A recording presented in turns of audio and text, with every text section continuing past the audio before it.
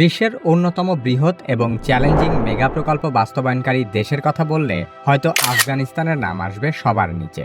কিন্তু সেই আফগানিস্তানই এশিয়া মহাদেশের সবচেয়ে বড় কৃত্রিম খাল খনন করছে।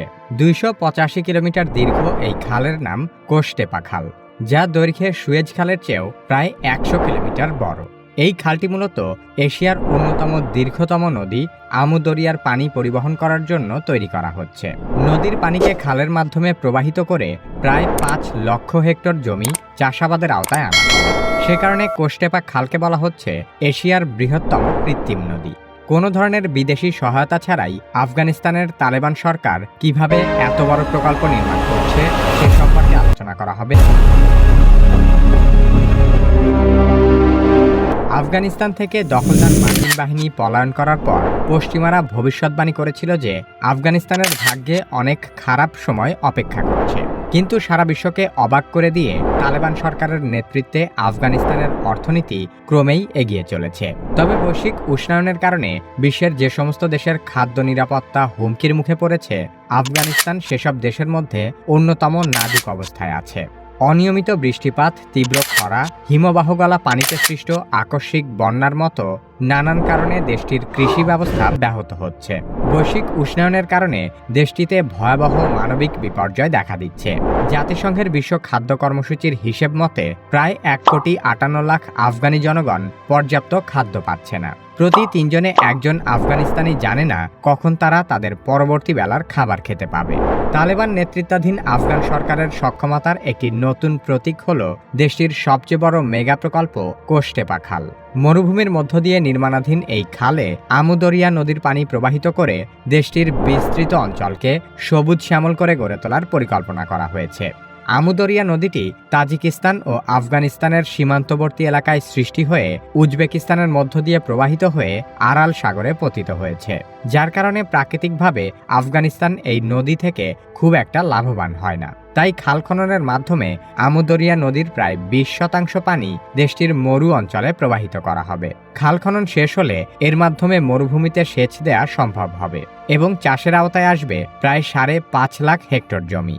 শুধু তাই নয়, এর মাধ্যমে আফগানিস্তানের আবাদযোগ্য জমির পরিমাণ ১/৩ বেড়ে যাবে। প্রকল্পটি বাস্তবায়িত হবার পর আফগানিস্তান খাদ্য উৎপাদনেও স্বয়ংসম্পূর্ণতা অর্জন করতে পারবে বলে আশা করা হচ্ছে। আফগানিস্তানের উত্তরাঞ্চলে খাল খনন করার পরিকল্পনাটি বিগত কয়েক দশক ধরেই আলোচনায় ছিল, কিন্তু দেশটি দীর্ঘ সময় ধরে পালাক্রমে একাধিক যুদ্ধে জড়িয়ে থাকায় কোনো সরকারই এত বড় খাল খনন করার মতো সক্ষমতা অর্জন করেনি। ২৮৫ কিলোমিটার দৈর্ঘ্যের কোষটেপা খাল খনন প্রকল্প বাস্তবায়ন করতে তালেবান সরকারকে প্রায় ৯,১০,০০,০০০ মার্কিন ডলার খরচ করতে হবে। এত বিপুল পরিমাণ অর্থ যোগানে আফগানিস্তান কোনো বিদেশি সহায়তা পাচ্ছে না। সম্পূর্ণ নিজস্ব অর্থায়নে খনন করা এই খালের জন্য ইতোমধ্যেই দেশটির রাজস্বের প্রায় ৮% খরচ হয়ে গেছে। তালেবান সরকার জানিয়েছে প্রায় ৫,০০০ কর্মী ও ৩,০০০ ভারী যন্ত্র ব্যবহার করে দিনরাত ২৪ ঘন্টা এই প্রকল্পের কাজ চলছে। খালটির গতিপথে থাকা বালির পাহাড়গুলো কেটে খালের সমতলে নিয়ে আসা এই প্রকল্পের সবচেয়ে বড় চ্যালেঞ্জগুলোর মধ্যে একটি। এখনো পর্যন্ত ৩,২০,০০,০০০ ঘনমিটারের বেশি বালি অপসারণ করা হয়েছে। আফগানিস্তান ন্যাশনাল ডেভেলপমেন্ট কর্পোরেশনের টেকনিক্যাল টিম এবং দেশটির ইসলামী আমিরাতের শীর্ষ নেতা ও সরকারি কর্মকর্তারা সরাসরি এই প্রকল্পের তদারকি করছেন। স্যাটেলাইট থেকে পাওয়া ছবি বিশ্লেষণ করে জানা যায়, কোষটেপা খাল বিগত ১০ মাসে প্রায় ১০০ কিলোমিটার খনন করা হয়েছে। তারা নির্ধারিত সময়ের ৬ মাস আগেই এই লক্ষ্যমাত্রা অর্জন করতে সক্ষম হয়েছে। প্রকৌশলীরা বলছেন, কাজ দ্রুত শেষ করা মানেই ভালো কাজ নয়। অনেকেই মনে করছেন তালেবান সরকার তাড়াহুড়ো করতে গিয়ে খাল ভালোভাবে আচ্ছাদিত করছে না। সেক্ষেত্রে এই অঞ্চলের শুষ্ক মাটি খালের বেশিরভাগ পানি শুষে নিতে পারে। তাছাড়া খাল তৈরির প্রকল্পের সবচেয়ে সহজ কাজটি হল খাল খনন করা। পরবর্তীতে খালে পানি প্রবাহ বজায় রাখা এবং মরুভূমির মধ্যে খাল রক্ষণাবেক্ষণই আসল চ্যালেঞ্জ।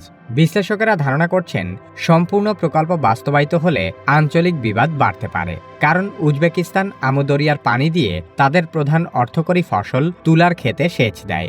সেখানে পানির প্রবাহ কমে গেলে উজবেক সরকার আফগানিস্তানে বিদ্যুৎ রপ্তানি বন্ধ করে দিতে পারে। আফগানিস্তান মূলত উজবেকিস্তান থেকে আমদানি করা বিদ্যুতের উপর নির্ভরশীল। সাম্প্রতিক সময়ে নিজেদের ঘাটতি পূরণের জন্য উজবেকিস্তান আফগানিস্তানে বিদ্যুৎ সরবরাহ কমিয়ে দিয়েছে। এর ফলে আফগানিস্তানের রাজধানী কাবুলের বাসিন্দারা দিনে মাত্র 2 ঘন্টা বিদ্যুৎ পাচ্ছে। ফলে আমুদরিয়ার পানি নিয়ে যদি দ্বিপাক্ষিক সম্পর্ক খারাপ হয়, তাহলে আফগানিস্তানের জন্যই তা বেশি ক্ষতিকর হতে পারে। পরবর্তী ভিডিও আপলোড হওয়ার সাথে সাথে দেখতে চাইলে সাবস্ক্রাইব করে বেল আইকনটিতে ক্লিক করুন।